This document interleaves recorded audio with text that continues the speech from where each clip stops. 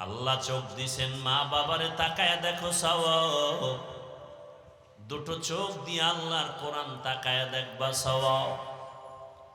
আল্লাহর ঘর বাইতুল্লাহ দেখবা সওয়াব। এই চোখ দিয়া কোরআন তাকায় দেখবা সওয়াব।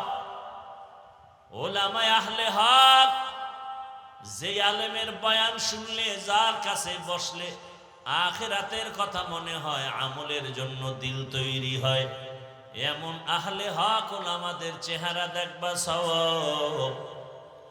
কিন্তু আজ তুমি চোখ দুইটা দিয়া মা বাবাকেও ভাই মায়ার নজরে দেখো না, বাইতুল্লাহ দেখো না, কোরআন দেখো না, আলেম দেখো না। তুমি যখনই সময় পাও মোবাইলে তাকায় তাকায় কবিরা গুনাহ করে কাটাও।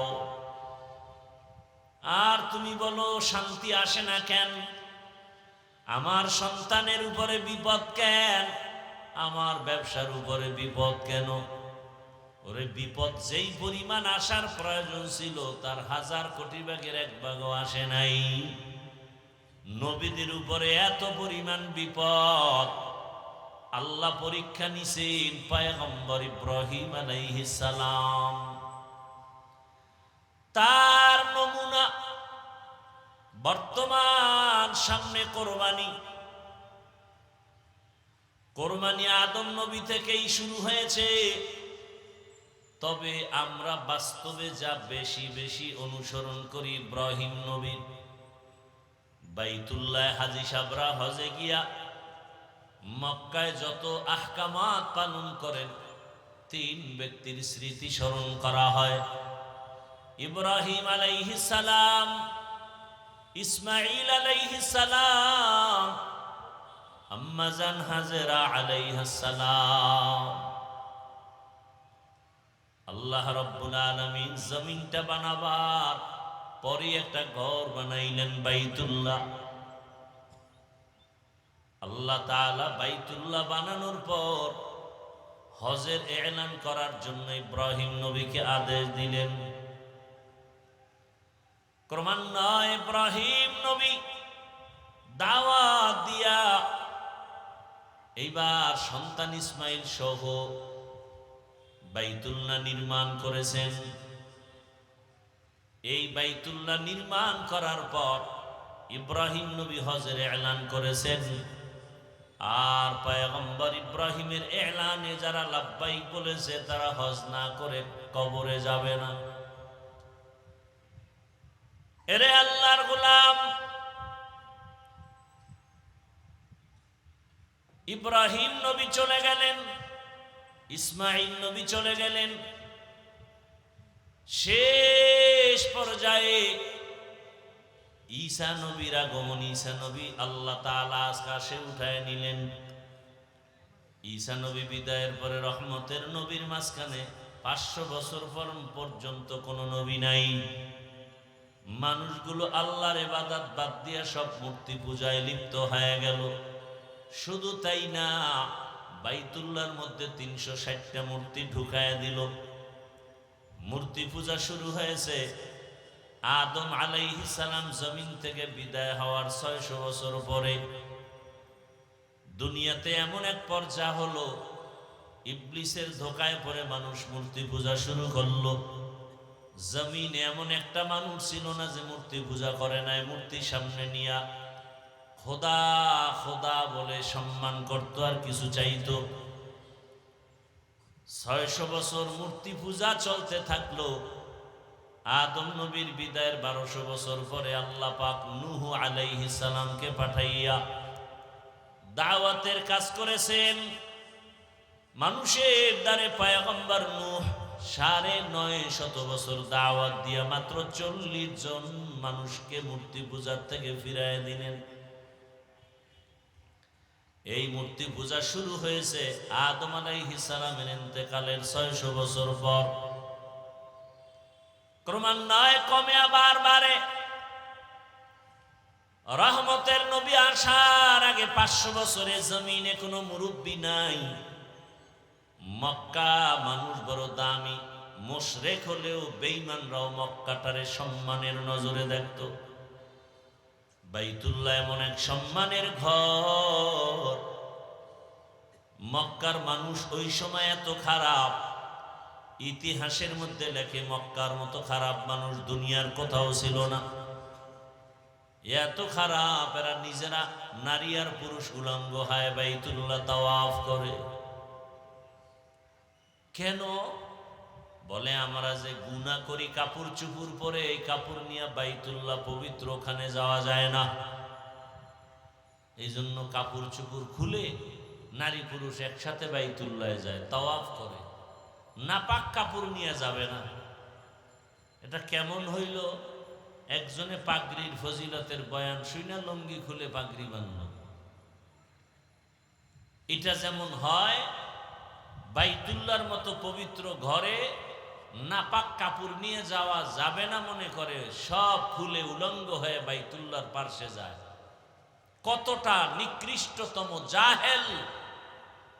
এবং এরা পশু জবাই করে আর রক্তগুলো বাইতুল্লাহর দেওয়ালে মাখে, মনে করে এটাই আমাদের সফলতা। আল্লাহ আয়াত নাজিল করে দিলেন, এই মক্কার মানুষ এতটা খারাপ, বিবাহ শাদীর কোনো ভালাই নাই, পশু জবাই করে রক্ত মাখে দেওয়ালে, নারী পুরুষ উলঙ্গ তাওয়াফ করে, মূর্তির পূজা করে। ব্যাগে কোথাও গেলে ব্যাগের মধ্যে একটা মূর্তি নিয়ে যায়। এত ভালোবাসা! আল্লাহ তাআলা এই মানুষকে হেদায়েতের জন্য সর্বশেষ এবং শ্রেষ্ঠ রহমতের নবীকে জমিনে পাঠায় দিলেন। রহমতের নবী মক্কা নগরীতে আসলেন, পরিবর্তন শুরু হয়ে গেল। 1000 বছর পর্যন্ত যে অগ্নি জ্বলতেছিল পারস্যের, সে আগুন নিভে গেল অটোমেটিক। রহমতের নবী আসছেন, দুনিয়ায় রহমতের বাতাস বইতে শুরু হয়ে গেল। খবর সেই না আবু লাহাব তার দাসী, তার বাদীকে আজাদ করে দিল, মুক্ত করে দিল। রহমতের নবী আসছেন। আস্তে আস্তে নবী বড় হতে লাগলেন। 40 বছরের আগে নবী সবার সাথে বুক লাগায়, মুখ লাগায়, কথা বলে হাসি মুখে, কিন্তু দাওয়াত দেয় না। দীর্ঘ 40 বছর পর্যন্ত রহমতের নবী কালেমার দাওয়াত দেন না, নামাজের দাওয়াত নাই, রোজার দাওয়াত নাই। নবী এই টাইমে বেশিরভাগ সময় বাইতুল্লাহর দূরে একটা পাহাড় আছে, হেরা পাহাড়,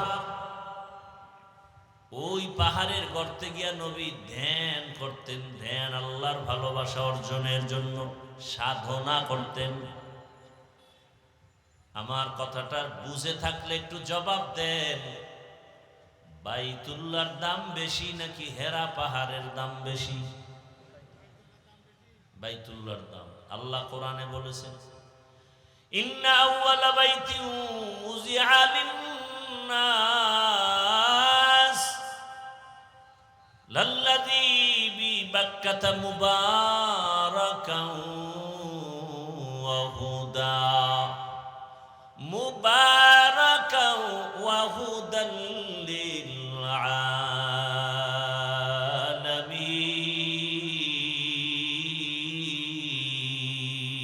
আলামিন।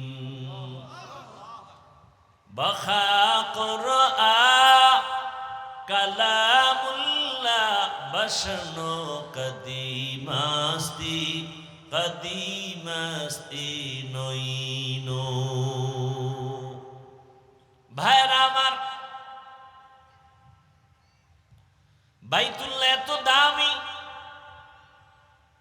যেই বাইতুল্লাহর দিকে প্রথম কেউ নজর দিয়া দোয়া করলেই কবুল। বাইতুল্লাহ প্রথমবার দেখে যে দোয়া করবে সাথে সাথে কবুল। আমার ওস্তাদ বলছে, কি দোয়া করলে তোমার জীবনটা ধন্য হবে? ও বাইতুল্লাহর মুসাফির, আল্লাহ যদি কোনোদিন বাইতুল্লাহ নেয়, সফর করে বাইতুল্লাহ গিয়া যখন বাইতুল্লাহ নজর পড়ে যাবে, প্রথমে দোয়া করবা, আয় আল্লাহ আমি গুনাহগার, জীবনে যত ভালো ভালো দোয়া করছি কবুল করে নেও, সামনে যত দোয়া করব সব কবুল করে নাও। জামে দোয়া, পিছনে যত দোয়া করেছি ভালো, সামনে যত ভালো দোয়া করব তুমি বাইতুল্লাহর নজরের বরকতে কবুল করে নাও। আল্লাহর ওয়াদা, রাসূল বলেছেন বাইতুল্লাহ দেখে প্রথম দোয়া করলেই কবুল, প্রথম নজরে। শুধু কি তাই, একজনে বাইতুল্লাহ তাওয়াফ করে, আর একজনে নামাজ পড়ে, আর একজনে শুধু তাকায় তাকায় দেখে। নবীজি বলেন যে শুধু তাকায় তাকায় বাইতুল্লাহ দেখে, অনবরত তার উপরে রহমত নাজিল হইতেছে। ভাইরা আমার, এমন একটা দামি ঘর জমিনে আর কোথাও নাই। ওই বাইতুল্লাহর এরিয়ায় কেউ যদি ঢুকে একবার বলেন আল্লাহ, 1,00,000 বার আল্লাহ বলার সওয়াব পেয়ে যাবে। ওই বাইতুল্লাহর সীমানায় গিয়া যদি কেউ একটা সিজদা দেয়, 1,00,000 সিজদার সওয়াব পেয়ে যাবে। ওই বাইতুল্লাহর সীমানায় যদি একবার সুবহানাল্লাহ বলে, 1,00,000 বার সুবহানাল্লাহ বলার সওয়াব হবে। কেমন মায়া ওখানে লাগায় রাখছেন আমার আল্লাহ। রহমতের নবী বাইতুল্লাহ ছেড়ে যখন রাতের আধারে দুশ্মন বাধ্য করছে আর থাকতে দিবে না, আমার আল্লাহ বলে নবী আপনি হিজরত করে মদিনায় যান। নবী যখন ঘর থেকে বের হইয়া বাইতুল্লাহর সামনে গিয়া দাঁড়াইল, বাইতুল্লাহরে ডাক দিয়া কয়, রে বাইতুল্লাহ তোরে ছেড়ে যেতে মনে চায় না, মনে চায় না, কারণ আমার জন্মভূমি। কাফের মুশরিক ওই দুশমনেরা বাইতুল্লাহর দিকে ফিরিয়া নামাজ পড়তেও দেয় না, আমারে বাইতুল মাকদিসের দিকে ফিরিয়া নামাজ পড়তে বাধ্য করে। ওই দুশমনেরা এমন বাধ্য করেছে যে আজ আমার বাইতুল্লাহ ছেড়ে যেতে হয়, কিন্তু মনে চায় না আমি বাইতুল্লাহ ছেড়ে চলে যাই। ও বাইতুল্লাহ, তোর দিকে তাকাইয়া থাকলেই তো সওয়াব, তোর পাশে সিজদা দিলে 1,00,000 সিজদার সওয়াব। মনে চায় না তোর পাথর হজরে আসওয়াদে চুমা দিলে গুনাহ টেনে নেয়, তোর পাশে জমজমের পানি, দুনিয়ার সব বিজ্ঞানীর একমত জমজমের পানির মতো দামি পানি নেই। এমন পানি, দুনিয়ার পানি পান করলে পিপাসা নিবারণ হয়, ক্ষুধা নিবারণ হয় না। জমজমের পানি এত দামি বরকতের পানি, যেই পানি পান করলে শুধু পিপাসা নিবারণ হয় না, ক্ষুধাও নিবারণ হয়ে যায়। শুধু ক্ষুধা নিবারণ হয় না, জমজমের পানি পান করো ইয়াকিনের সাথে, তোমার খানা দানা খেতে হবে না। আহ, রহমতের নবী একটা খেজুর, একটু জমজমের পানি পান করে রোজা রাখছেন। জমজমের পানি বরকতি পানি। হাজার হাজার হাজার বছর ওই কূপের থেকে crore crore million trillion billion পানি, হাজি লিটার পানি হাজিরা নিয়ে যায়, কমেও না বাড়েও না। কি মদিনাবাসী, আহ আল্লাহর কুদরত কি! মদিনায় পাইপ দিয়া পানি নেবে, পাইপ, কি পানি, কিন্তু পানি যায় না। এখন গাড়ি দিয়ে নেয়, ড্রাম ভর্তি করে নেয়। কেমন আল্লাহর কুদরত! সাহাবায়ে কেরাম জিজ্ঞাসা করলেন, ইয়া রাসূলুল্লাহ, জমজম কূপের নিচের সম্পর্ক কোথায়, মাটির সাথে নবী বলেন হাউজে কাউসারের সাথে।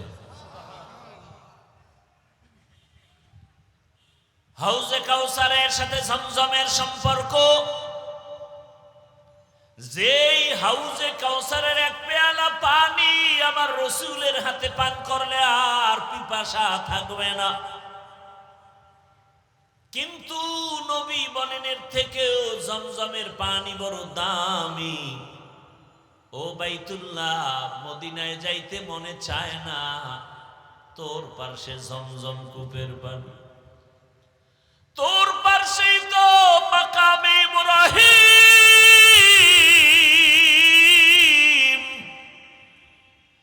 যেই পাথরে আজ ইব্রাহিম নবীজির পায়ের ছাপ লাগানো আছে।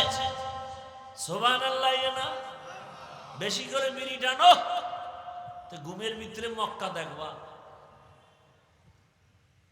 সুবহানাল্লাহ বলার মতো মন নাই, ও মুখের মধ্যে সারাদিন বিড়ি, গালি, গীবত, শিকায়াত। তো একই জায়গা দিয়ে সুবহানাল্লাহ আইতে তো সময় লাগে, কতগুলো রাস্তা পার হয়ে আইতে হয়। গীবতের গেট লাগানো, মিথ্যার গেট লাগানো, এটি ধাক্কাইয়া ধক্কাইয়া সুবহানাল্লাহ বাইরে তো অনেক সময়। আর নিজেরে মহাপণ্ডিত মনে করে।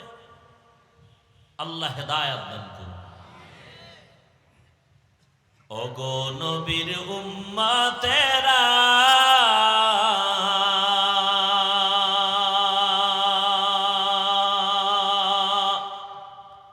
হয়ে আজি দিশাহারা,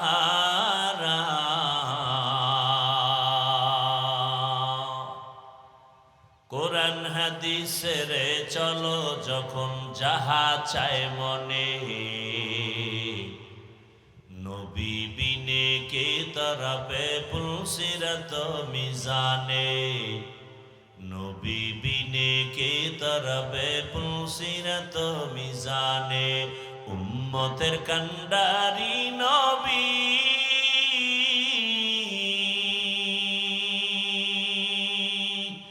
কাঁদছেন উম্মতের লাগি, এখনো কাঁদেন নবীজি শুয়ে মদিনার পানে, নবী বিনে কে তরবে পুলসিরত মিজানে, নবী বিনে কে তরবে পুলসিরত মিজানে, নবী আমার জীবন ভরে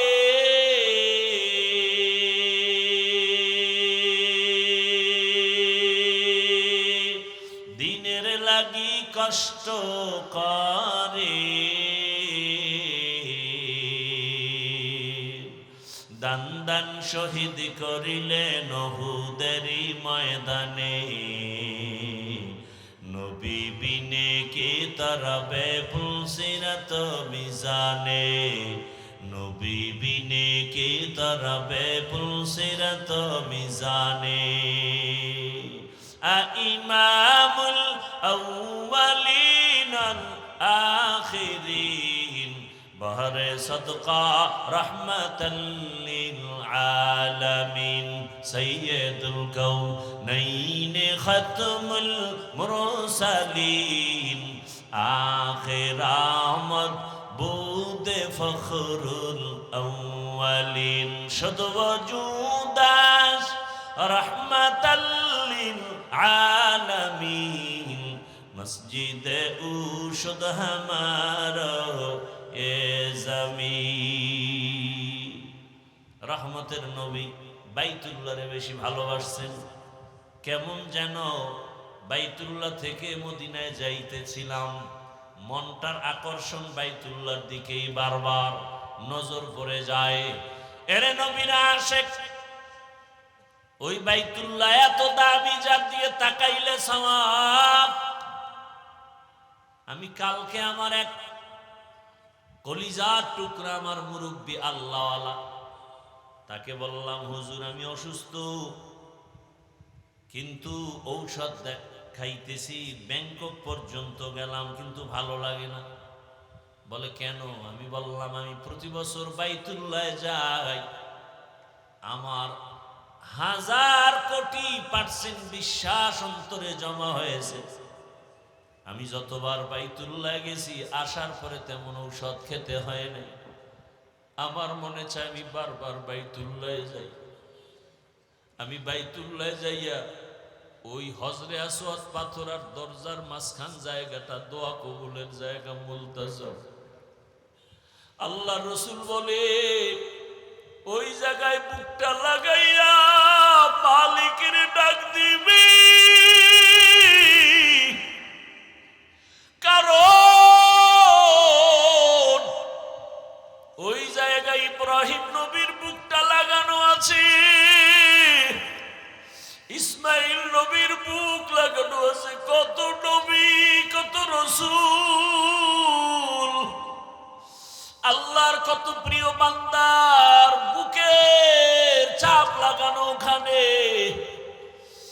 ওই বাইতুল্লাহর দরজা আর হজরে আসওয়াদ পাথরের মাঝখান জায়গায় বুকটা লাগা ডাক দিবি, ও দয়ার মালিক, আমারে এমন রোগে পাইছে যার ঔষধ নাই, তুমি মুক্তি করে দাও। আমি খোদার কসম করে বলি এই 2-3 বছর আমি বাইতুল্লাহ যাইয়া আসি, আমার ঔষধ খাওয়া লাগে না, তেমন অসুস্থ হই না। কিন্তু আমার মনে চায় আমি ব্যাংকক পর্যন্ত ঘুরেছি আর জীবনে কোথাও ডাক্তার দেখাইতে যাব না। হুজুর আপনি একটু দোয়া করে দেন, আমি যেন হাজিরা দিতে গিয়া প্রত্যেকবার আমার মাওলার ঘরে গিয়া হাজিরা দিয়া বলতে পারি, লাব্বাইক আল্লাহুম্মা লাব্বাইক, লাব্বাইক লা শারীকা লাক লাব্বাইক, ইন্নাল হামদা ওয়ান নি'মাতা লাক ওয়াল মুলক লা শারীকা লাক। ও বান্দরবন জেলার টাকাওয়ালা, ও ধনী ব্যবসায়ী বাবারা, চাকরিজীবীরা, কিসের টাকার ধান্দায় পড়ে আছো? ওই বাইতুল্লাহে যদি একবার যাইতে পারতা, দেখতা কি মজা। ওই বাইতুল্লাহের সাথে একটু যদি বুকটা লাগাইতে পারতা, বুঝতা কেমন মজা। এখন তোমাকে বুঝানো যায় না, টাকা আছে, কত গরিবরা কাঁদে বাইতুল্লাহে যাবে, টাকার অভাবে যেতে পারে না। আর আল্লাহ তোমাকে কত টাকা দিয়েছে,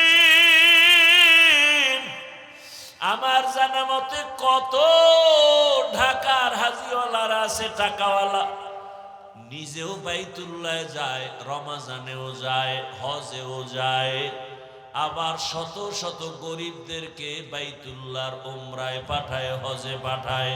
আছে না নাই? ও যুবক, তুমি ভাবতেছো তোমার টাকা নাই, কেমনে যাইবা? 5 বেলার নামাজ পড়ে একটু মাওলারে বলতে থাকো, ও আল্লাহ তুমি বাইতুল্লাহ না দেখাইয়া মরণ দিও না। আল্লাহর কসম টাকা লাগবে না, বিনা টাকায় বাইতুল্লাহে পৌঁছতে পারবা। ওরে 1 মিনিট চক্ষু বন্ধ করে বাইতুল্লাহর কথা ভাবলে চোখে পানি। ওই বাইতুল্লাহর ইমামদের একটু তেলাওয়াতের আওয়াজ পাইলেই পাগল হইয়া যাই। বাইতুল্লাহর ইমামদের তেলাওয়াত শুনিস, এই কপাল পরা মোবাইলওয়ালারা, গান শুনিস না, ইমামের তেলাওয়াত শোন। বাইতুল্লাহর ইমামের তেলাওয়াত শুনিস, কসম করে বলি, বাইতুল্লাহর ইমামের তেলাওয়াত গুলো যখন মোবাইলে চালাইয়া বালিশে মাথা লাগায় শুনবি, দেখবি চোখের পানি পড়া শুরু হয়ে যাবে। একদিন তুই নিজেই তেলাওয়াত শুনতে শুনতে বলবি আর গান শুনবো না, বাইতুল্লাহর তেলাওয়াত শুনবি। আমরা যারা বাইতুল্লাহে গেছি, আমার কথা আমি বলি, আল্লাহর কসম, যখনই তেলাওয়াতটার আওয়াজ কানে আসে মনে হয় ডানা থাকলে উড়িয়া চলে যাইতা। ওই বাইতুল্লাহ কেমন দামি ঘর! রহমতের নবী বলেন, বাইতুল্লাহ মদিনায় যাইতে মনে চায় না, আমার বংশের দুশমনেরা বাধ্য করলো। তোর পাশেই তো মাকাম ইব্রাহিম,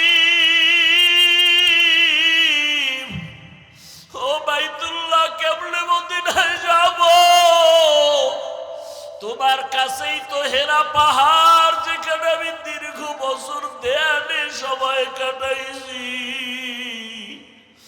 ও বাইতুল্লাহ, তোমার ছেড়ে যেতে মনে চায় না। তোমার পাশেই তো ওই জাবালে আবু কুবাইস, যেই পাহাড়ে উঠিয়া ইব্রাহিম নবী হজের এলান করেছিলেন। ও বাইতুল্লাহ, তোমার পাশেই তো পাহাড় আছে জবালে রহমত, যেই পাহাড়ে আদম নবী দোয়া করছেন, আমার মাওলা ডাইরেক্ট ক্ষমার ঘোষণা দিয়ে দিছেন। ও বাইতুল্লাহ, তোমার পাশেই তো জাবালে নূর, যেই জাবালে নূরের মধ্যে আমি সময় কাটিয়েছি। ও বাইতুল্লাহ, মনে চায় না ছেড়ে যাইতে। নবী এভাবে কান্না করে করে করে করে যখন হিজরত করতে রওনা, মালিক বলছে যাওয়াই লাগবে। যখন বের হয়, নবীজি বাইতুল্লাহ থেকে বের হইয়া যেই রাস্তায় যায়, ওই রাস্তাটাকে আজও সৌদি আরব যারা উমরা হজে যাবেন, ওটার নাম তরিকে হিজরা। হিজরা রোড, হিজরতের রোড। আমি 13 সালে হজে গিয়া ওই হিজরা তরিকে হিজরার একটা নরমাল হোটেলে ছিলাম। নবীজি যায়, কিছু দূর যায়, আবার পিছনে তাকায়, বাইতুল্লাহর বড় মায়। নবী আবার সামনে হাঁটে, আবার পেছনে তাকায়, বাইতুল্লাহর মায়া। বেনামাজি হইও না রে বাবা। আমি কিন্তু এখানে এতক্ষণ বয়ান করি, একজনকেও বলি না আমার মতো টুপিওয়ালা হুজুর হয়ে যাও। আমি একবারও বলি না আমার মতো হুজুর হও, মাদ্রাসায় যাও, স্কুল বাদ দাও। আমি একবারও বলি না তাবলিগে যাও, পীরের কাছে যাও। আমি সারা বাংলাদেশে ঘুরে ঘুরে পাও ধরে ধরে বলি, বাবা চাকরি করো, পুলিশ, র্যাব, আর্মি, বিডিআরের চাকরি করো, ব্যবসা করো, বাধা নাই। তবে তুমি ওখানে থাইকা রসুলের আদর্শের মালা গলায় লাগাও, 5 ওয়াক্ত নামাজ আদায় করো। তোমার মতো কত যুবক তাকায় দেখো, স্কুলে পড়ে, কলেজে পড়ে, 5 ওয়াক্ত নামাজি আছে না নাই? বলো বাবা, তুমি কেন পারবা না? তোমার মতো যুবক তাকায় দেখো, র্যাব, আর্মি, পুলিশ, বিডিআরের চাকরি করে, নামাজ আদায় করে। ও বাবা, তোমার মতো চাকরিজীবী চাকরি করে, ব্যবসা করে, নামাজ ছাড়ে না। ও ব্যবসায়ী বাবারা, আপনার মতো ব্যবসায়ী নামাজ পড়ে, বলেন আপনি পারেন না কেন? ও চাকরিজীবী বাবারা, আপনার মতো কত চাকরিজীবী চাকরি করে, নামাজ পড়ে, আপনি পারেন না কেন? ও আমার কলিজার যুবক বাবারা, তোমার মতো যুবক স্কুল কলেজে পড়ে, লেখাপড়া করে, নামাজ পড়ে, তুমি পারো না কেন? ও ড্রাইভার বাবারা, তোমার মতো কত ড্রাইভার ড্রাইভারি করে, আজান হলে নামাজে দাঁড়ায়, তুমি পারো না কেন? ও পর্দার আড়ালের আম্মা জানেরা, বোনেরা, আপনার মতো কত মা, কত বোন এখনো আছে, পর্দা করে, নামাজ পড়ে, স্বামীর মাল হেফাজত করে, আপনারা পারেন না কেন? আপনাদের এত সম্মান, আপনারা তো নবীদের মা, আপনারা তো সাহাবায়ে কেরামদের মায়ের মতোই মা। এই দুনিয়ায় নবী হতে পারেন না, মায়েরা তবে নবীদের মা হয়েছেন। এ দুনিয়ায় সাহাবী সাহাবিয়ার মতো নারী আপনারা, খাদিজা রাদিয়াল্লাহু আনহার মতো নারী, ফাতেমা রাদিয়াল্লাহু আনহার মতো নারী, আয়েশা রাদিয়াল্লাহু আনহার মতো নারী। ও পর্দার আড়ালের আম্মা জানেরা, আপনার ছেলেটাকে আপনি ডাক্তার বানাবেন, প্রফেসর বানাবেন, ইঞ্জিনিয়ার বানাবেন, বাধা নাই। তবে আমার দাবি একটাই, ডাক্তার জাকির নায়েকের এত সুনাম কেন? টাকার কারণে, ক্ষমতার কারণে নয়, নবীজির আদর্শের কারণে। আপনার সন্তান ডাক্তার হবে, নেককার, নামাজি, পর্দাওয়ালা। আপনার সন্তান ডাক্তারিও করবে, নামাজ পড়বে, কোরআন তেলাওয়াত করে, মা বাবার জন্য দোয়া করবে। ও যুবক বাবা, তুমি ডাক্তার হও, প্রফেসর হও, ইঞ্জিনিয়ার হও, বাধা নাই। তবে মা বাবার দোয়া নিয়া, শিক্ষকের দোয়া নিয়া, উলামায়ে কেরামের দোয়া নিয়া, নবীজির আদর্শ মেনে চলবা, জীবনটা ধন্য হয়ে যাবে। ওই বাইতুল্লাহর দিকে আগাইতে থাকো। আজকে তো তুমি চোখ বন্ধ অন্ধের মতো সেজদা দাও, বাইতুল্লাহ সামনে নাই। যেদিন বাইতুল্লাহর সামনে গিয়ে একটা সেজদা দিবা, মনে হয় যেন তোমার জীবনের শ্রেষ্ঠ সেজদা হবে। আজকে তুমি নামাজে দাঁড়াও, বাইতুল্লাহ সামনে দেখো না। আল্লাহ যদি কবুল করেন, বাইতুল্লাহ সামনে নিয়ে যেদিন নামাজে দাঁড়াইবা, দেখবা আজকে নামাজে দাঁড়াইলে মন বসে না, সেদিন চোখ থেকে পানি পড়া শুরু হয়ে যাবে। এত কান্না, এত কান্না। ওই বাইতুল্লাহ বড় দামি। আল্লাহ পাক রব্বুল আলামিন ওই নবীকে বিজয়ের বেশে আবার বাইতুল্লাহে ফিরাইয়া দিলেন। ওই বাইতুল্লাহ বড় দামি ঘর। ওই বাইতুল্লাহর জিয়ারতের জন্য হাজিরা দৌড়াচ্ছে। কিছুদিন পরেই যখন শুরু হয়ে যাবে, হাজি সাহেবরা হজ করতে যাবে, আরাফার ময়দানে যাবে। আরে 24টা ঘন্টাই কান্না করে লাব্বাইকের আওয়াজ দেয়। নবী বলেন, যারা তোমরা হজে যাইতে এখনো পারো নাই, ওই হাজিদের নমুনা নিজের মধ্যে ঢুকাও। আল্লাহ চায় হাজি সাহেবরা যখন হজের মাস শুরু হয়ে যাবে 1 তারিখ, ওই হাজি সাহেবরা নখ কাটবে না, চুল কাটবে না। আল্লাহর আইন হয়ে গেছে।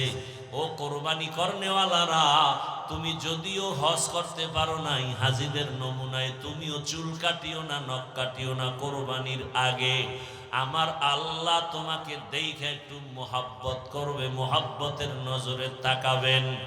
ওরে আল্লাহর বান্দারা, এই কোরবানি তো পশু কোরবানি না, আসল কোরবানি তোমার জীবনের ভালোবাসার কোরবানি।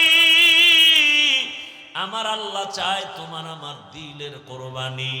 আজকে দেখা যায় মানুষ 20,000 টাকা 30,000 টাকা দিয়ে গরুতে ভাগ হয়, 500 টাকা লাগলেও দেয়, কিন্তু 100 টাকার লোভে চামড়াটা কওমি মাদ্রাসায় দিতে চায় না। আছে না নাই? বলে গেলাম চ্যালেঞ্জ দিয়ে, পৃথিবীতে যত সেবা সংস্থা আছে, শ্রেষ্ঠ কল্যাণমূলক জনকল্যাণমূলক সেবা সংস্থার নাম কওমি মাদ্রাসা। অনুরোধ করে বলবো, ওই কওমি মাদ্রাসায় যদি আপনার যাকাতের অংশ দেন, আপনি যদি কোরবানির চামড়া দেন, ফ্রি দিবেন, ডবল সওয়াব, ডবল সওয়াব, ডবল সওয়াব। আর এর বিরোধিতা যারা করবে, ওদের অন্তর নষ্ট, ওদের আকল নষ্ট, ওদের ঈমান আমল নষ্ট। ফ্রি দিবেন, 20,000 30,000 টাকা দিয়ে ভাগ হতে পারেন কোরবানির অংশে। 200-100 টাকা ছেড়ে চামড়াটা আল্লাহর রাস্তে দিবেন। এখন তো সিন্ডিকেট চলতেছে চামড়ার জগৎ নিয়ে। অনেক মাদ্রাসাওয়ালারা কালেকশন করবে না বলেছেন, কিন্তু অনুরোধ করে বলছি, আল্লাহর ওয়াস্তে ফি সাবিলিল্লাহ কওমি মাদ্রাসার এতিম ফান্ডে আপনারা এটা দিবেন। গরিব এতিম অসহায় যারা আছেন, এদের পেছনে এটা খরচ করা হবে। এটা দিলে ডবল সওয়াব। 1 সওয়াব গরিব এতিমের হক আদায় করা হবে, আর 1 সওয়াব হলো এলমে দ্বীন ওরা শিখে, কোরআন হাদিস শিখে, এই এলেমের সহযোগিতা করা হবে। কয় সওয়াব? কি ডিস্টার্ব কেন বাবা? ডবল সওয়াব। আর এর বিরোধিতা যারা করবে, এদের অন্তর খারাপ। আল্লাহ হেদায়াত দান করুন। লা ইয়ানালাল্লাহু লুহুমুহা ওয়ালা দিমাউহা ওয়ালাকিন ইয়ানালুহুত তাকওয়া মিনকুম। ও পর্দার আড়ালের আম্মা জানেরা, বোনেরা, ও যুবক, অনুরোধ করে বলছি, জীবনে তো গুনাহ কম করো নাই। মনে চাইছে নামাজ পড়বা না, পড়ো নাই। মনে চাইছে দাড়ি রাখবা না, রাখো নাই। মনে চাইছে পার্কে যাবা, দৌড়ায়া গেছো। মনে চাইছে মোবাইলে সারা রাত গুনাহ করবা, করেছো। মনে চাইছে নাচ গান করবা, দেখবা, করেছো আর দেখেছো। এখনো কি তোমার অন্তরের আশা পূরণ হয় নাই? তওবা কি করবা না? মরণের ভয় কি নাই রে যুবক? আজকে তুমি এখানে বসে আছো, কালকে 10টার সময় হতে পারো তুমি লাশ। এই যে রমজানের রোজা গেল, ঈদ গেল, কত মানুষ মরে গেল। বাসটা পানির মধ্যে চলে গেল, একটা বাচ্চা সাঁতার কাইটা এসে বলে, আমার আম্মু পানিতে আটকা আছে, তাড়াতাড়ি আমার আম্মুকে বাসের থেকে নিয়ে আইসা বাঁচাও। আবার এক মহিলা সাঁতার কাইটা এসে বলে, আমার বাচ্চা বাসের মধ্যে আটকানো, আমার বাচ্চাটাকে বাঁচাও। এইভাবে চোখের সামনে দিন দিন বিদায়। এমন কোনো দিন নাই লাশ নাই। কয়দিন আর বাঁচবা? কই চাকরিজীবী, কই বাড়িওয়ালা? বাড়ি পড়ে আছে, বাড়িওয়ালা নাই। চাকরির জায়গা ঠিকই, চাকরি চলতেছে, কিন্তু আগের লোকটা নাই। এইভাবে একদিন বিদায় হতে হবে। আগামীকাল যদি আল্লাহ ডাক দিয়ে আজরাইলের পাঠায় দেয়, ঘুমের ভেতরে ওর জানটা নিয়ে যা। সকাল 10টা 11টায় আম্মু জান আয়েশা যখন ডাকবে, দেখবে ঘরের মধ্যে বাচ্চার সন্তানের জবানে কোনো আওয়াজ নাই। প্রতিদিন 2 ডাক দিলে সারা দেয়, আজকে এত ডাকি সারা দেয় না কেন? দরজা খুইলা মা সন্তানের হাত, বডির মধ্যে হাতটা টাচ করে দেখে পুরো শক্ত, বরফের মতো ঠান্ডা। মা পাগলনির মতো হয়ে চিৎকার দিয়া বলবে, খবর হয়ে গেছে, আমার ছেলেটার দুনিয়ায় বাঁচিয়া নাই। ও যুবক বাবারা, একটু চিন্তা করো, ঘুমের মধ্যেও কত মরণ হয়ে যায়। ও পর্দার আড়ালের মা বোনেরা, কয়দিন আর দুনিয়ায় বাঁচবেন, কখন মরণ হবে জানা নাই। এখনো সময় আছে, তওবা করেন। ওই মা ডাক দিয়া স্বামীকে ডাকবে, ও যুবক, আল্লাহ কুদরতের দরজা খুলে দিলে তুমি দেখবা বাবাও কাঁদতেছে আর বলতেছে আমার সন্তান নাই। মা কাঁদবে আর বলবে আমারে আর মা বলে ডাক দেওয়ার কেউ নাই। অনেকে মা বাবা গ্রামে সারিয়া এই পার্বত্য অঞ্চলে আইসা থাকে, মায়ের খবর পর্যন্ত নিতে পারে না। এই কোরবানিতে জানো না, মা তোমারে রেখে গোশত খায় না। মা তাকায় থাকে সন্তান কখন আসবে, ওর মুখে আগে দিয়ে তারপরে আমি খাবো। একটা সন্তানের প্রতি মা বাবার এত মায়া, যেগুলো বুঝাবার কোনো ভাষা নাই রে বাবা। তুমি যেদিন মা বাবা হবা সেদিন তোমার বুঝে আসবে। ও বোনেরা, মায়েরা, পর্দার আড়ালের আমার যুবক বাবারা, বৃদ্ধ বাবাজিরা, ওই বাবায় টেলিফোন করা শুরু করবে, ইমাম সাহেব আমার ছেলেটা মরে গেছে, আপনি জানা দিয়া কোথাও যাবেন না। তুমি দেখতে থাকবা, একদলকে পাঠাবে বাজারে যাও কাফন কেনার জন্য, আর এক দলকে বলবে কবর খনন করার জন্য বাঁশবাগানে দৌড়াও, আর এক দলকে বলবে ঘরের পেছনে গরম পানি মশারি টানাও। আজকে আমি বলি আমার বাড়ি, আমার গাড়ি, আমার সব, কিন্তু জানুনি আমার গায়ের জামাটা বেলেট দিয়া কেটে কেটে রেখে দিবে। আমার হাতের ঘড়ি আর একজনে দিয়া বলবে এটা আমার হাফিজুর রহমানের ঘড়ি না। এইভাবে যখন লাশটা তোমার আমার ঘর থেকে নামাইয়া গরম পানি দিয়া গোসল করাইয়া, যখন সাদা কাপনের প্যাকেট বানাইয়া খাটের মধ্যে উঠাবে, এইবার জানাজার ময়দানে নিয়ে যাবে, মা জানালা দিয়া চিল্লায় বলবে আমার বাবারে তোমরা কোথায় নিয়ে যাও? বলবে জানাজা দিয়া চিরবিদায়, আর ঘরে আসবে না, কবরে রাখা হবে। মা বলে বিদায় বেলা শেষবারের মতো একটু চেহারাটা দেখাইয়া দাও, আমার বাবার জীবনে আর দেখবো না। আমার বাবাই কই? ও আমার যুবকেরা, ওই মা বাবার সাথে বেয়াদবি করিস না। আল্লাহর কসম, ওই মা বাবার দোয়া ছাড়া আমি হাফিজুর রহমান এই চেয়ারে বসতে পারি না রে বাবা। ওই মা বাবার চোখের পানি আর দোয়ার কারণে তুমি টাকার মালিক, বাড়ির মালিক, গাড়ির মালিক, সম্মানের চেয়ারের মালিক। ওই মা বাবার কথা কেমনে ভুলে গেছো? তোমারে পরীক্ষার হলে পাঠাইয়া মা কান্না করে করে দোয়া করছে, আল্লাহ আমার ছেলেটার পরীক্ষায় কামিয়াবি দান করো। তোমার মা কত কান্না করেছে। ওই মা বাবার জন্য কি তুমি এক ফোঁটা চোখের পানি ফেলতে পারবা না? আল্লাহর কাছে 2 ফোঁটা চোখের পানি ছেড়ে দোয়া করো। আর যার মা বাবা বেঁচে আছে, এই রত্ন হারাইও না, পাইলেই দেখা হলেই দোয়া চাইও। বাবারে বলিও বাবা মনে কষ্ট নিবা না, জীবনে বহু অন্যায় করেছি। মরে যুবকরা যারা গোপনে গিয়া মায়ের কাঁদাইছো, কত কষ্ট দিয়েছো, অনুরোধ করি বাসায় যাইয়া মায়ের হাতটা ধইরা ক্ষমা চাইয়া নিও। আর মাকে বলিও মা ওয়াজের প্যান্ডেলে তওবা করে আসছি, আর গুনাহ করব না। কিন্তু দুঃখ, অনেকে কান্না করলো, আমার চোখে পানি নাই, গুনার কারণে আল্লাহ বেজার হয়ে গেছে। মা তুমি আমার উপরে বুঝি বেজার, আমার মাথায় হাতটা দিয়া দোয়া করে দাও, আর কোনোদিন বেয়াদবি করব না। মাকে যদি বলতে পারো, দেখবা মায়ের চোখে পানি। মা বলবে বাবা আয় আয় আয়, মাথায় হাতটা দিয়া ডাকবে ও আরশে আজিমের মালিক। কলিজার সন্তানটারে তুমি কবুল করিয়া নাও। ও বাবা, ওই জানাজা পড়াইয়া যখন কবরের দেশে নিয়ে যাবে, এমন জায়গা যেখানে দিনের বেলাও কেউ যায় না, ভয় লাগে।